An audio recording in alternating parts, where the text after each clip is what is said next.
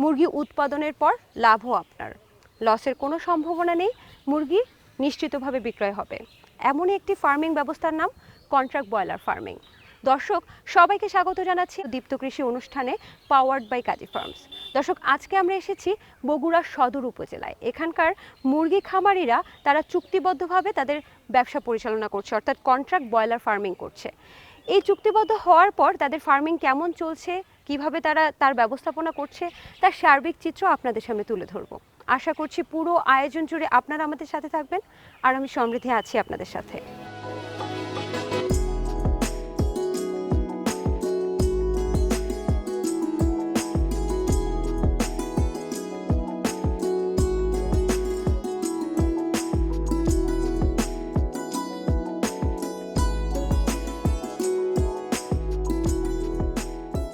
দর্শক এই মুহূর্তে আমি দাঁড়িয়ে আছি বগুড়া সদর উপজেলার কাজী নরুইল গ্রামে। আমার পাশেই দেখতে পাচ্ছেন একটি খামার। এই খামারি হচ্ছেন একজন চুক্তিবদ্ধ ব্রয়লার মুরগির খামারি। আমি তার সাথে এখন কথা বলবো, জানবো চুক্তিবদ্ধ হওয়ার পর তার কি রূপ অবস্থা।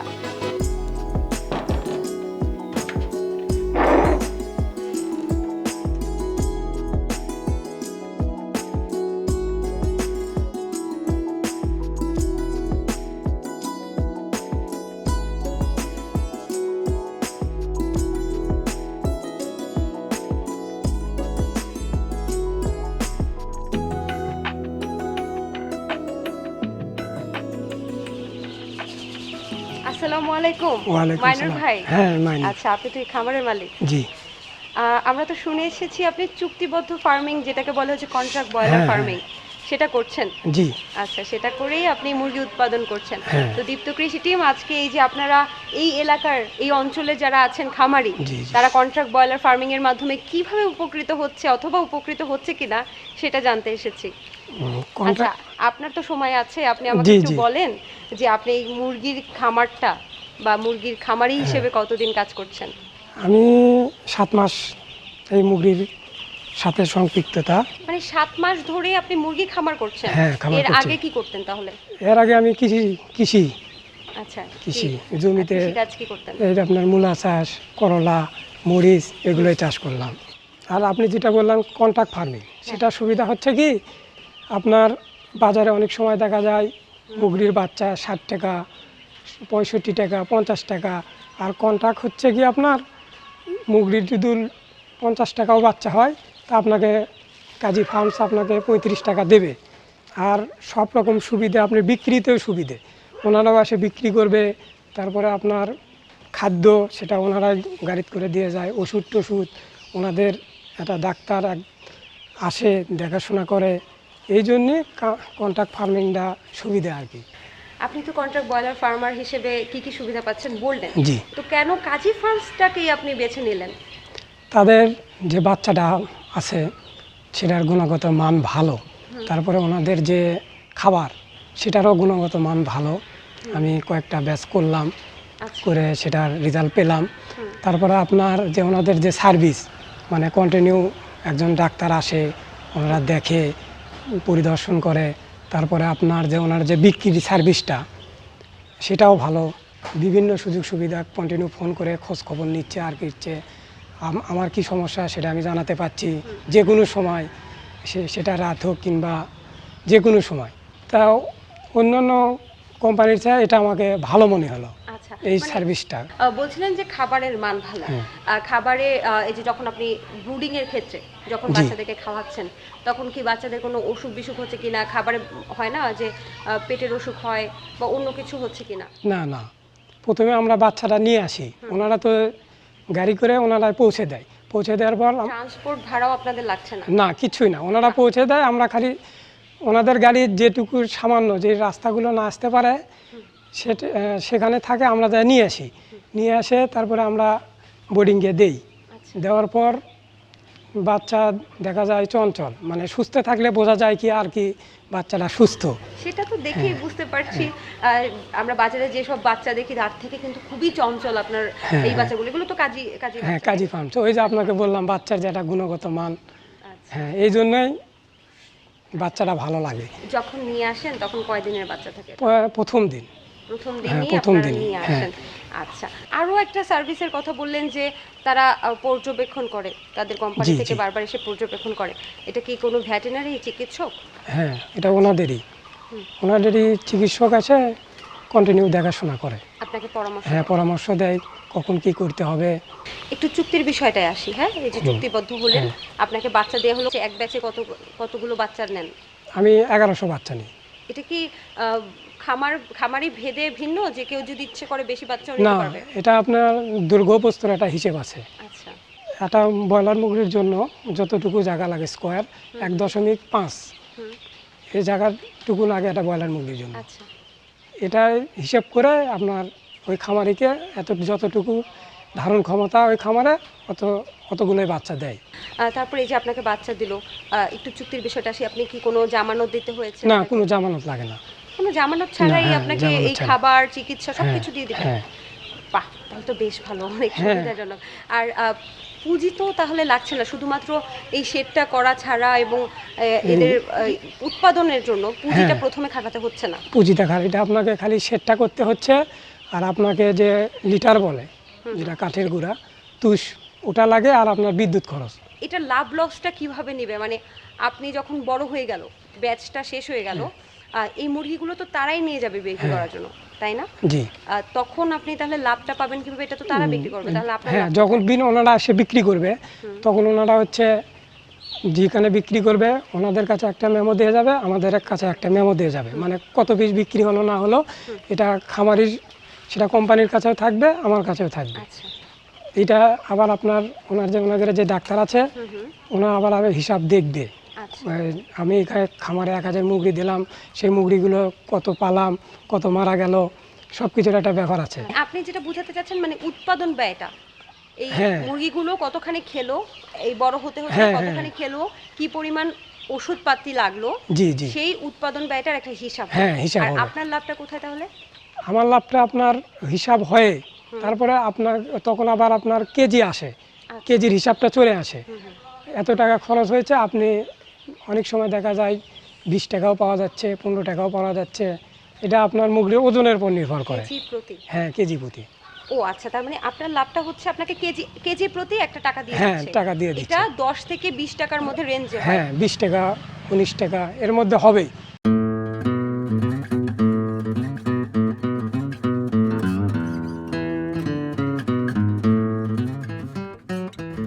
একটা মুরগি বিক্রয় উপযোগী হতে কত সময় লাগে?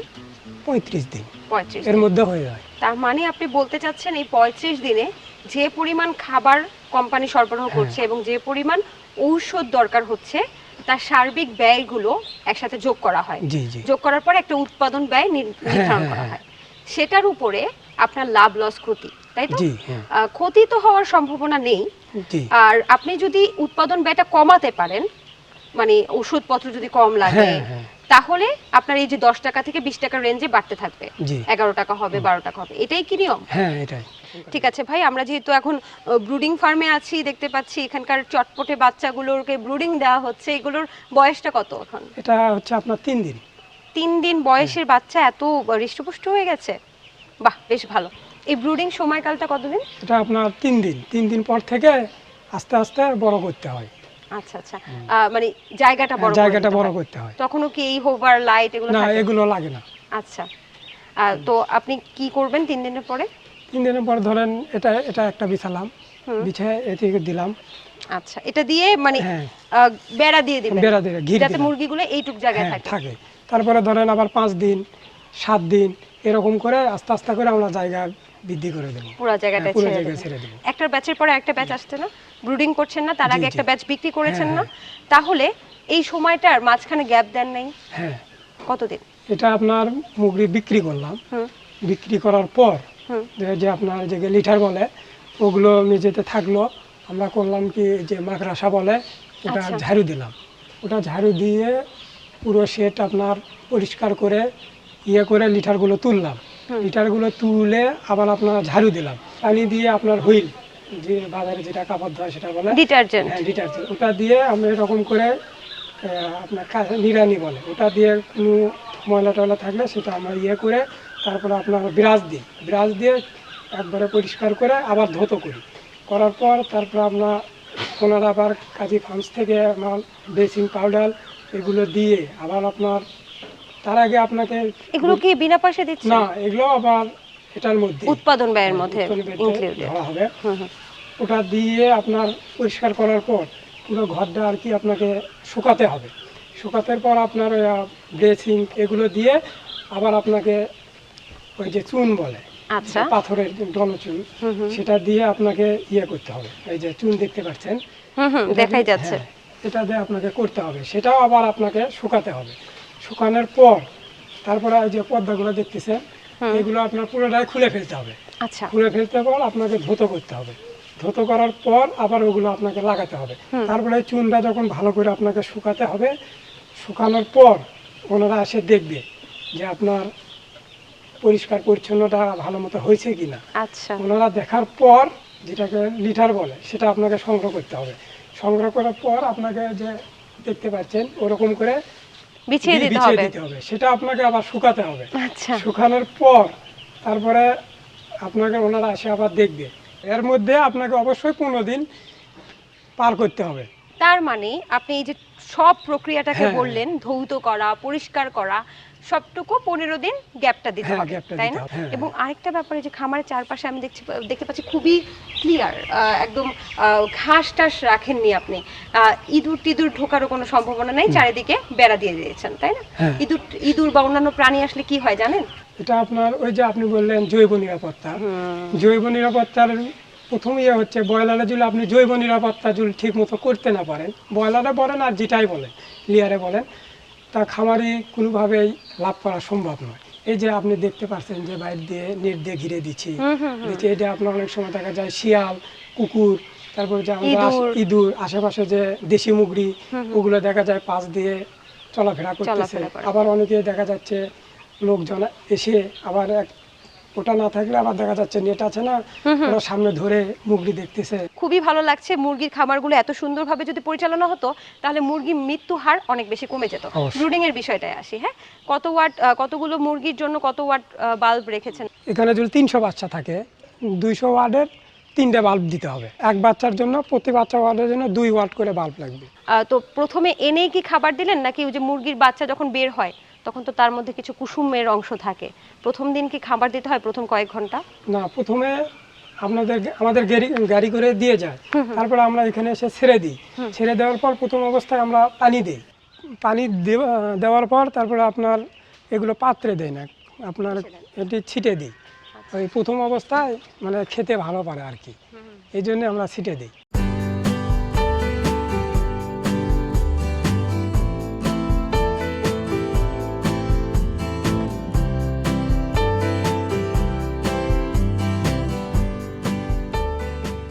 আচ্ছা, অনেকে যে বলে যে এই শেড, মানে এই যে এটাকে কি বলে, যে ব্রুডিং হাউস যেটা, হ্যাঁ, আপনি তো মনে হয় প্লাস্টিকের দিয়েছেন, কোনটা প্লাস্টিকের ভালো? আমার কাছে এটাই মনে হয় ভালো হচ্ছে, এই জন্য আমি এটাই দিয়েছি। এটা কি আবার ব্যবহার করা যাবে? হ্যাঁ, এটা আপনাকে ওই যে বললাম শেড নিয়ে যাওয়ার পর আপনাকে পুকুরে বলেন যেখানে বলেন আপনাকে হুইল দিয়ে ধুতে হবে, ভালো করে ধুতে হবে, ব্রাশ করতে হবে, মানে ওখানে যেন জীবাণু না থাকে। এটাকে আপনাকে ওই জৈব নিরাপত্তা এটা আপনাকে মাথায় রাখতে হবে। রাখতেই হবে।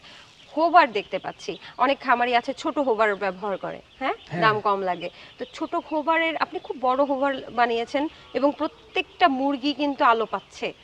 বড় হোবার ব্যবহার করব যদি খামারি হই, নাকি ছোট হোবার, কোনটা ব্যবহার করতে হবে? সেটা আপনাকে বড়ই করতে হবে। কেন? এটা আপনাকে যদি ভালো ফলাফল পেতে হয় অবশ্যই আপনাকে দাম যদি একটু বেশি হয় আপনাকে ভালো জিনিস লাগাতে হবে, আপনার বড়ই ভালো। আচ্ছা, তো এই যে এদেরকে তো ভ্যাকসিনেশন করতে হবে, হ্যাঁ, তাই না? তো এটা কিভাবে হচ্ছে? এটা আপনাকে 5 দিন ভ্যাকসিন, 5 দিন, এটার বয়স হচ্ছে আপনার 3 দিন। যখন আপনার 5 দিন হবে তখন আপনাকে ভ্যাকসিন করতে হবে। আর ভ্যাকসিন করার আগে আপনাকে ভ্যাকসিন করার আগের দিনে আপনাকে শুধু সাদা পানি খাওয়াতে হবে। আচ্ছা, আপনাকে কোনো ওষুধ চালানো যাবে না, সাদা পানি। এবং ভ্যাকসিন করার পরে আবার পরের দিনে আপনাকে সাদা পানি দিতে হবে।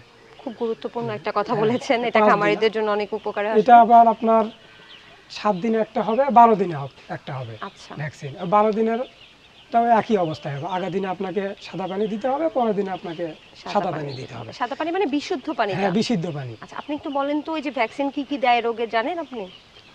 ওই যে আপনার রানীক্ষেত, গাম্বুরা, এগুলোর জন্য। গাম্বুরা তো খুবই মানে সব খামারেই দেখা যায় যদি হ্যাঁ। ভ্যাকসিন না দেয়। হ্যাঁ, তারপরেও আপনাকে ওই যে একটা বললে জৈব নিরাপত্তা, ওইটা হ্যাঁ, নিয়ে ওটা করতে হবে। আচ্ছা ভাই, আমি তো দেখতে পাচ্ছি পিছনে আপনি রুমের টেম্পারেচার মাপার জন্য একটা হ্যাঁ। মিটারও রেখেছেন। এটা কি কাজী ফার্মসের হ্যাঁ, কর্মকর্তারা আপনাকে হ্যাঁ, বলেছে নাকি? ওনারাই দিছে। আচ্ছা, হুম, কতখানি রাখতে হয় জানেন রুমের টেম্পারেচার? ওই যে আপনার 25-30 এরকম থাকলে ভালো। থাকলে ভালো। প্রায় শুনি যে খামারের এই যে ফিডের দাম বৃদ্ধি পাচ্ছে, বিভিন্ন সমস্যা হচ্ছে, বিক্রি করতে পারছে না, মুরগির ভালো দাম পাচ্ছে না, মার্কেট পাচ্ছে না, এই জন্য মুরগির খামারিরা আস্তে আস্তে ব্যবসা বন্ধ করে দেবে বলে। হ্যাঁ, হ্যাঁ। তো আপনি যখন নর্মালভাবে মুরগির ব্যবসা করতেন তখন আপনিও বললেন লসের মুখোমুখি হয়েছেন, ওইভাবে চললে তো আপনিও বন্ধ করে দিতেন নাকি? অবশ্যই। তো যখন আমি নিজস্ব করতাম তখন দেখা যাচ্ছে আপনার বাজারে এই বাচ্চার দাম এখন যেটা আমরা 35 করে পাচ্ছি, এটা বাজারে দেখা যাচ্ছে 50 টাকা। আচ্ছা, এখন ওই 50 টাকা বাচ্চারা নিয়ে এসে ওষুধ খরচ খরচ যখন আমরা বিক্রি করতে যাচ্ছি তখন দেখা যাচ্ছে 90 টাকা 100 টাকা কেজি বিক্রি করা লাগতেছে। আচ্ছা, তখন দেখা যাচ্ছে তারপরেও দেখা যাচ্ছে আমরা একদিনে বিক্রি করতে পারতেছি না, হয়তো আজ 200 বেচলাম, কাল 300 বেচলাম, যার কারণে দেখা যাচ্ছে সেটে খাচ্ছে, সে তুলনায় ওজন আসতেছে না, মানে মুগরিটা ভীতু হয়ে গেছে।